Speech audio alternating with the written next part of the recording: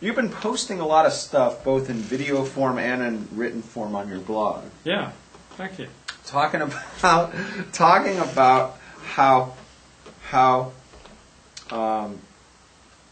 self-destructive you are. Yeah. In terms of your job. Yeah. I just wanted to comment on that. Mm-hmm. And you can edit this part out. I don't care. Just say edit it out. It doesn't have to go on YouTube.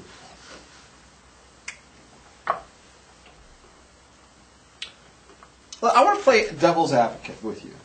Okay, it's better than spin the bottle, which I wanted to play last week. Oh, hide the salami.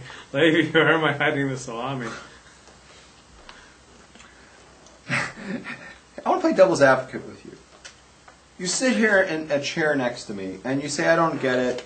I'm disillusioned. I'm jaded. I'm not getting customers. I'm not getting clients. Right?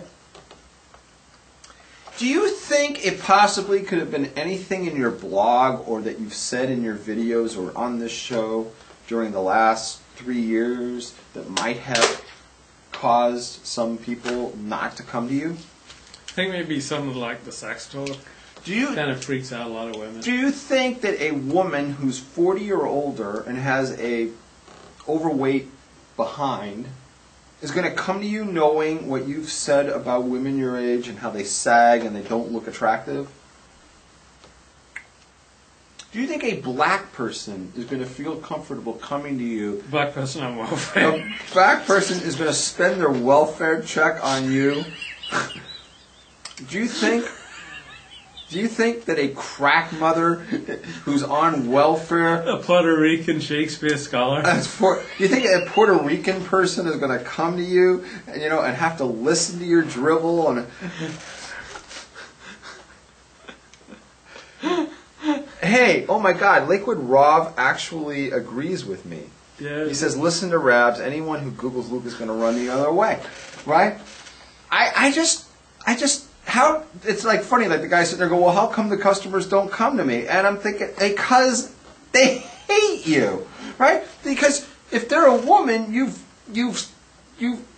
offended. You've offended every single woman, especially the Jewish women, right? Because you say, oh, they walk around, they're so fat and ugly, they don't take care of themselves and all this stuff, and women who are older and this and that and the other, and you talk about this stuff. I mean, I would be offended probably if let's see what's going on. Luke reminds me of myself when I was 11. Why don't you put up an ad on Black Entertainment Television and go, we accept food stamps.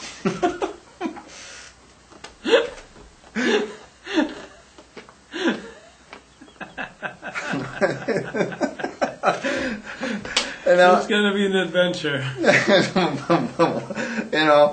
And then I just think you dug a tremendous hole for yourself, and now you're wondering what happened, because I think that it's paying off. You sound like my teachers.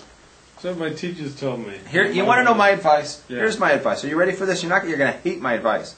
I pulled down your website, LukeFord.net. I would take it off the air.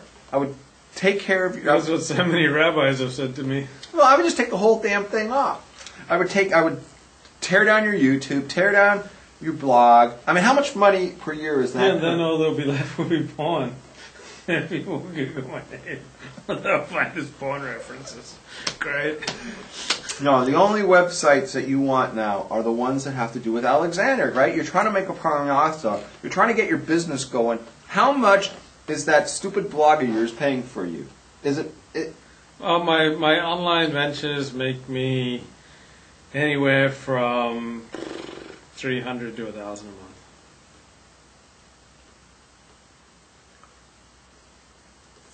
Okay, so it is paying a few bills. I don't know. You're gonna have to think about this one, but maybe you just have to go through it.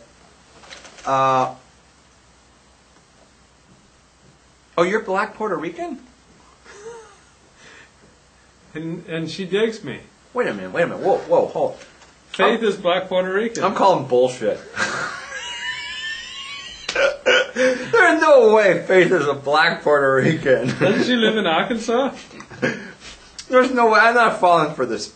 I don't even think Faith is a woman anymore. There's no way she could pull out that card so fast. Come on, you're not black Puerto Rican. That is too funny. All right, here's what I think. Yeah. Malachi. Oh, yes, I am. Okay, Faith, I'm sorry. Okay, wait a minute. Here's what I think Malachi has the answer. Shaniqua Rosenberg. Yeah. Malachi says you should flood the internet with only Alexander stuff from this point forward. But I would say more than that. I think if you have the time, because you don't have any customers anyways right now, get up in the morning and for like the next couple of weeks, delete all of the blog entries that you think might be offensive to some of your customers. I commented, I saw this guy made a video last week and posted it on Facebook. I couldn't believe you said this.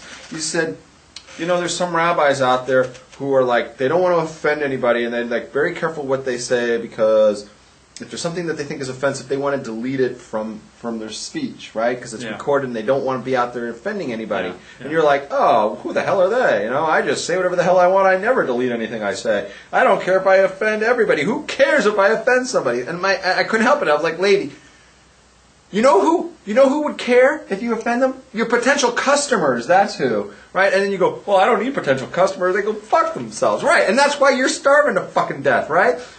Maybe you should take a different attitude on that, right? Maybe right now, offending people might not be the best way to pull in customers.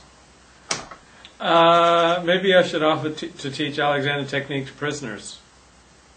Yeah, they have, because prisoners are known to have tons of money. And stop dressing like a mime. So that's what I got to say on that. Government contracts. Yeah, get a government contract. You could work on... Oh, someone was telling me at Shema, they said I was talking to her about the Alexander technique, and was very excited, and like I worked on the whole family, and she said, you should go around to the yeshivas and offer to teach classes in Alexander technique. Why would they want to learn the classes? What the hell? I can see that. You can totally see Eula Shalhem. Oh yeah, just Hakam Hillel. Put down the Gemaras for an hour. Beis Yaakov, okay, and this is Levi, and he's going to teach the girls Alexander technique. She said, well, maybe just the boys. But yeah, you could totally see Eula bringing me in. Oh yeah, I could teach the boys Alexander technique, and this is our esteemed Levi Ben Abraham. But what I need some rabbis. I need to teach some rabbis the Alexander technique, and then don't come to me, buddy. Then they can pimp me. He puts on his blog, he says, there's no rabbis in the Pico Robertson area that will come to me. And so I posted on your blog. Did you see what I posted on your blog? I said, excuse me, what is Rabbi Rabs? Chopped liver? I meant pulpit rabbis. I have a pulpit. You want to see my pulpit? Maybe Seventh-day Adventist. Maybe I can get a job at Loma Linda. Yeah, well, use your connections, man. Yeah, it's I'm Desmond Ford's son. You're Desmond Ford's son. Let me crack your back, whatever the hell you do. You're compressed. Listen up, Let me baby. decompress you, baby. Listen up, Sender, baby. All right, enough tomfoolery for one evening. How's this game going? Stanford's winning. So that's what I got to say. So I just felt like I had to say something. I can't keep my mouth shut on this anymore. It's like you've insulted all these people. You've said it last week in a video. I don't care who I offend, and then you sit here and you go, well, how come I don't have any customers? And I'm like, no, I got to do something. I can't watch this anymore. Got to say something. Everybody should come to Luke. Let him work on you. I wrote a. Thank you. I wrote a. What did I write? A testimonial. I wrote a testicle on his website. If you go over to his Alexander90210.com. Is it okay? Can I work with porn women? Because they're often. I'm not a posketing Rav. You need to get all this. Don't ask me.